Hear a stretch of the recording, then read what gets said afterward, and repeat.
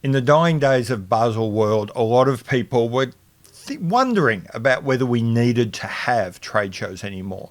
Then, when the pandemic came and we had the option of trade shows taken off us, we tried a bunch of things and nothing quite scratched that itch, the same way as everyone coming together in one place, showing a bunch of watches to a bunch of journalists who are all there, seeing it in the metal. It develops a kind of energy that we were missing and we all wanted back. Watches and Wonders this year was supposed to be the big return of the watch show. And a lot of people, certainly I, was very excited by what was coming.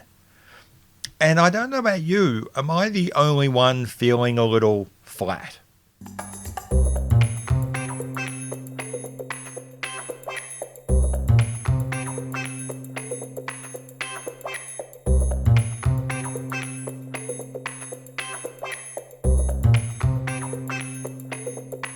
Hi, welcome back to Not So Obvious Watches. I'm Pete McConville.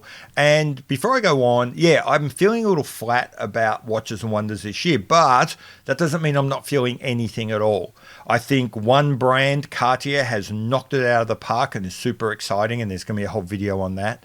I think one brand has done something that I find personally so repulsive that it's taking me a little while to process what they've done. And yes, I'll be putting a video out about the Tudor release this year. And there are a bunch of watches that I quite like and that if I could afford it, I'd buy.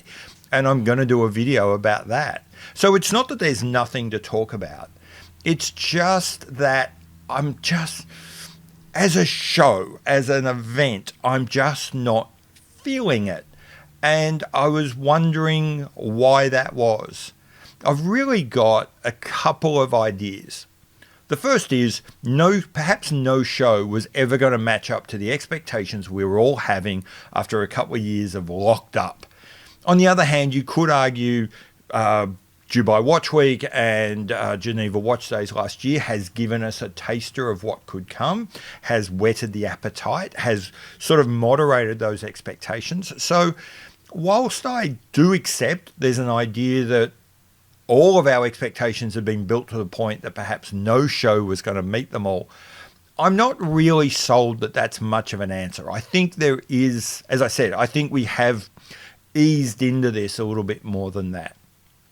I think something that is very true is that two brands, at least one brand for everyone and two brands for me, have certainly sucked some of the life out of the show by bringing everything on really early. Omega clearly set its standout to suck the life out of this show. Clearly, I can't help but feel its massive release about 4 weeks ago of 1,000,001 watches and then the moon swatch a couple of days ago was carefully calculated to really put everything that came next in the shade. And kudos Omega, I'm pretty sure you've done that. Even now, during this show, where big brands like Patek and another one that wears the crown are showing, people are still talking about the moon swatch. People are comparing releases made now to what Omega and Swatch did a couple of days ago, who aren't even at the show. That is powerful marketing. I've also got to say, I knew and I predicted that Breitling was going to be releasing something on the eve of the show, despite not strictly being in the show. And I'm a big Breitling fan. I was keyed up for that. That took a lot of my energy. From the moment that was released, I was going through those spec sheets. I was sucking up all the data I could. I was going and doing investigations elsewhere. And certainly that has used up some of my energy that might have gone into the Watches and Wonders. And I suspect that has, not to the same extent, but also for other people, knocked some of that energy out of the room. But I think there's actually something else. There's something bigger. And it's a problem with the structure of Watches and Wonders itself. You see, Watches and Wonders grew out of the old SIHH, which was a very inwards-looking, very tightly controlled industry and media-only event predominantly from the Richemont brands, some other high-end brands, that was held around the same time as Baselworld. And then as Baselworld died, effectively, and the cream of that crop, Patek and the main group, the main brand of the Wilsdorf group, moved across to SIHH, which then formed into Watches and Wonders. And Baselworld itself vanished. What you have now is sizzle without steak, dessert without the main meal, all the icing but no cake. What we've got is an interesting show for a very narrow window of very expensive and a bit one-note watches. I've found, as I said, it's not universal, and yes, there is some variation. There are some slightly less expensive brands, but when I sat down to sort of pick the watches that I liked, one of the things I found was just a remarkable similarity, a real kind of monotone feeling about the watches I was looking at. And not only that, there was a real sense of these watches are all, as I say, icing on cakes. They're not cause of normal people's collections. Yes, I'm realizing that there's the 1% of the 1% for whom Patek is the core of their collection, but that's not me. I don't think it's most of you. I don't think it's most of the industry, frankly. Whilst it's interesting to think in car terms about hypercars, if all you've got are hypercars, it feels a bit empty, a bit shallow, and that's how I'm feeling here.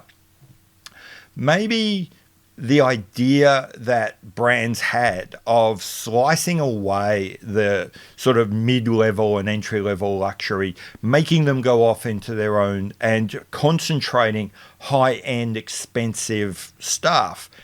On one hand, it makes sense. I can understand that logic. But at the same time, I feel like it's bizarrely sucked a lot of passion out of the room, and it sucked a lot of life out of the party. I'm just not feeling it. And I don't know if this show in this format can be saved, except perhaps if they did one thing. And I don't think they're ever going to do it, which is, would this show have been better? And I don't mean a little bit better, I mean an order of magnitude better if Swatch had turned up.